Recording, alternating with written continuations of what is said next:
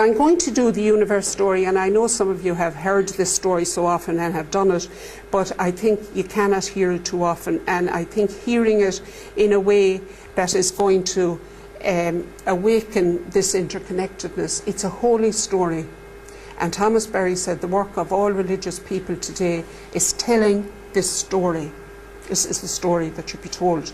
So I'm doing a version of it that a woman called Mary Kate Hagan and myself put together, and it's about 10 minutes, so we can look at it. All is one. So we did it with the gifts of the universe. 13.7 billion years ago, the universe was dreamed into being, with the potential for everything that would ever be, including you and me. And the protons formed here in the initial flaring forth are still in the cells of our bodies. So is everything interconnected? Now, for a whole billion years, there was nothing in the beginning except hydrogen and helium. It took even them a while, and then you had the mixture of those, and there were radiation and dark matter, and after a while there began to be stars and galaxies. For a billion years, nothing happened except that. 100 billion galaxies emerged, even more, with 100 billion stars in each, forming the elements of all of life, including ourselves. This morning I was taking multivitamins before I left Sligo for my breakfast, and most of them were formed here because there was iron and calcium and sulphur. I don't know whether there was sulphur in it, but definitely there'd be iron and calcium in the multivitamins. So all what makes the table, the cells in our body, whatever is in us, you know, the periodic table, is there 117 elements? They were all formed in the stars. So we were formed in the stars, and we are stardust. And then 4.7 billion years ago, this is us, one star. Now there's several galaxies, but this is our galaxy. A star exploded, and out of its debris, our home in the solar system was born. First of all, you had the sun, and as I'm coming on to the next bit, you see, sometimes we think of the earth as solid, but you know, when there's when you have an eruption, what's a volcano, you know, the stuff that comes out of the centre of the earth. Okay, well, the centre of the earth is boiling hot because at the very beginning, all that was there was gas and debris at an extreme heat, but it gradually kind of cooled down, and you had got then the vapour rose from it, and we had water. Now I'm doing this very, very quickly because you'd want to spend a lot of time talking about the science of that. But the formation of the universe, of our world, our blue planet, is extraordinary. How you had an atmosphere and oceans and a landmass that took billions of years, not billions, millions of years.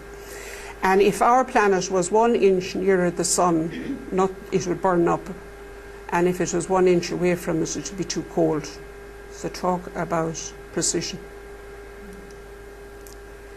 Now this, I think, is one of the most extraordinary things, that 500 million years after the earth came to be formed, that simple cells were formed in the ancient ocean, that life began in the sea. And if you don't think that, the next time you cry, do that, and what will be on your tears? Okay, and what's in your blood? Salt. Okay. So we have the bacteria in our bodies, which we cannot live without, were formed in the ancient oceans. And this, I meant to read this, but I have a book there that I meant to read something, but I'll give a paraphrase of it. We had soup and bread now. Okay. And the only reason we had soup and bread was because at a stage in 3.9 billion years ago, Earth learned to take in sunlight. And sunlight is the nourishment in the plants, and the plants feed the animals, and we eat the plants and we eat the animals. And only for the sun and photosynthesis, we would have no food. So every time we touch food, we have to be in awe of eating food, because the sun 93 million miles away from us. We're so dependent on it. Thomas Berry has a beautiful passage in a book there that I was going to read, but I know I haven't stuck for time, so I'm going to paraphrase it. He talks, as you're reading something, the ions in your eye is dependent on the photons that come in through the food. So we're totally dependent for every single thing. Our nervous system is dependent on the photons that come in through the sun. So just talk about interconnection. We just cannot. This is miraculous stuff. Now, the first fish were formed with the background bone, and the vertebrae, there were things before that, but they didn't have a protected their spinal cord on the vertebrae. Our spinal cord was started here, so our vertebrae developed in fish in the early oceans, and just everything we do has something to do with where we came from. Now, I walk down the Garavogue River in Sligo, and this is a plant called a horsetail plant. It's one of the most ancient of plants, and there's loads of it down in that particular place in Sligo, and it's 425 million years old. It's one of the plants that has survived. So life forms leave the ocean and become the first land animals, and 30% of our DNA is identical with plants. Of course it has to be, it's all the same thing. Now you have the gift of flight 235 million years ago.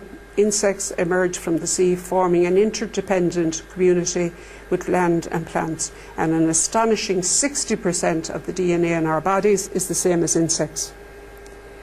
And then we have the gift of reptiles, and you always hear about the reptilian brain, don't you? Okay, part of our brain comes from the reptiles. I'm going through this quickly. 150 million years ago we had bird song.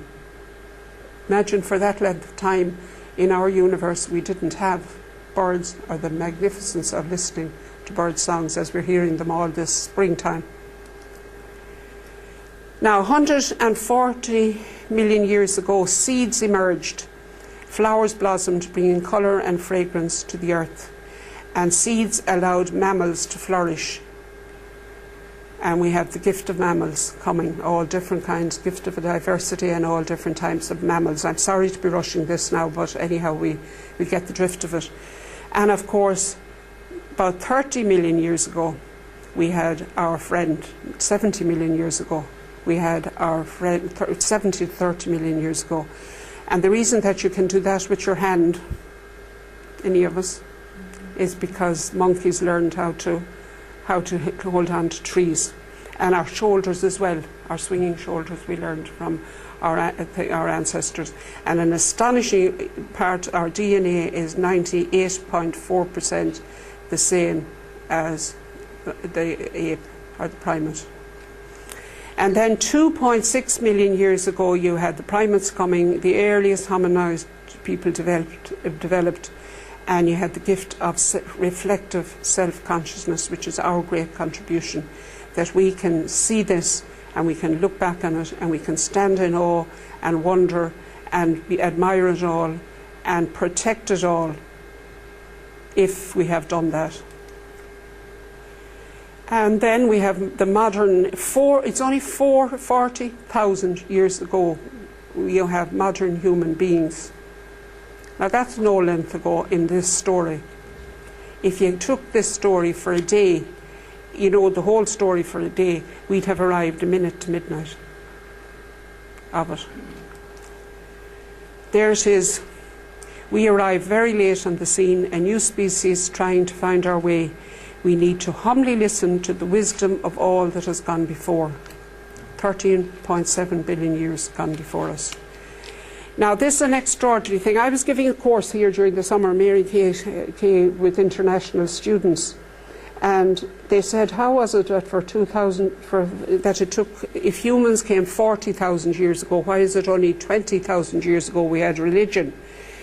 That's not true. That's formal religion. Up to that, people knew that the Spirit of God was in things, but this is a more formalised religion. And if you look in this story, Jesus is only 2,000 years since the time of Jesus. Now, this is what happened to us, which was a great thing. We had the gift of abundance. People learned that they could take seeds and grow stuff. And if you can grow stuff, then you can hoard stuff. Then you have to put barns, and up to that the human only took what it wanted. Now humans are learning that they can store a whole lot of stuff, and now you have greed coming in a big way. And if you have greed, you have territory, and if you have territory, you have to protect your territory. And what will happen after it is that you have chronic warfare. Now I'm going through this very quickly. That's 5,000 years ago. And only 500 years ago, which is no length, Europeans invaded and colonised other countries. You had the slave case, and you had the whole slaves being brought from Africa to America and all of that, and you had all of the European countries colonising 500 years ago. Now, I'm going to this very quickly. There's a whole lot, and Carmel, you're going to be doing some of this, about the gift of science. For 75 years ago, humans discovered vast energy and space in the interior depths of atoms. There is no separation between matter and spirit. And then 35 years ago, humans looked back on this magnificent planet, and what they saw, the blue planet, and they saw that it was all together as an organism. There wasn't bits of it here and bits of it there and bits of it. It all came together like a body, like our body comes together, the blood flowing through us, all of that, that it was self-organising planet. And that was a big discovery, and they were amazed at that, the men who look back from it, look at it. They turned around and they saw it as a whole for the first time, our one earth community, all made of the same building blocks, all related, whether star, mountain, earthworm, tree, cloud, human or polar bear, in a total community of life. The entire community is bonded together in such a way that everything on the planet is an interconnected, interdependent web of relationships, a seamless whole from the beginning of time. Bees at the moment are under threat.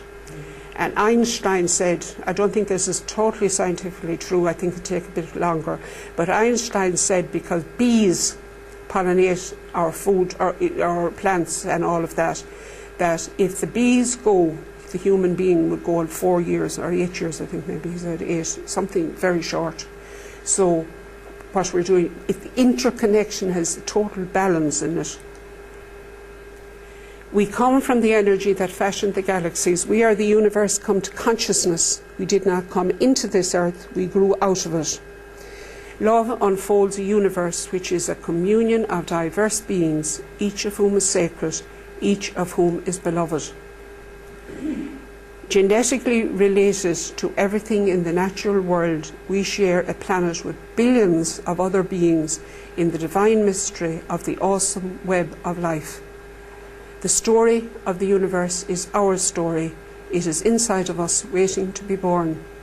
Going inward and making room for oneself in the immensity of the universe will transform us, providing us with the psychic energy needed to creatively imagine an alternative future. And this is the last one. Our gift of universal consciousness, systemic consciousness, stretches us towards evolutionary compassion, to care for the whole and not just the parts. So how can we find creative ways for the whole planet to move forward together, whereby all species, all beings can flourish? Oh, there's another one. Our spirituality needs to be an engaged spirituality. It's all right knowing this, but what does it mean? And you'll be doing some of this. It must influence our way of being in the world, informing all our actions and all the choices we make. We need a new story that shapes every aspect of our lives. We need to meet the needs of the wider system with a purpose that serves the total community of life on the planet in the context of the mystery of the unfolding story of the universe.